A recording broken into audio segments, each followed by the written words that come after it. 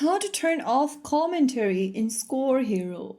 Hi everyone, welcome back to Crazy Gamer. If you find the in-game commentary distracting in Score Hero, then no problem. You can easily turn it off and focus on your passes, goals, and strategies.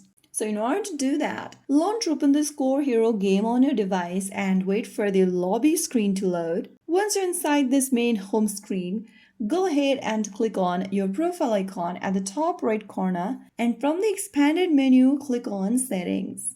Inside the Settings menu that appears on the screen, go ahead and tap on the microphone icon at the top of the screen, and if it is crossed like this from the middle, it means you have turned off the commentary option. To turn on commentary, you need to tap on the same option once again and make sure that it is not crossed. So from this button, you will be able to turn on and off commentary in your Score Hero game. So there you have it. If you found the video helpful, don't forget to like, share, and subscribe to our channel. I will be back again in the next video. Thank you for watching.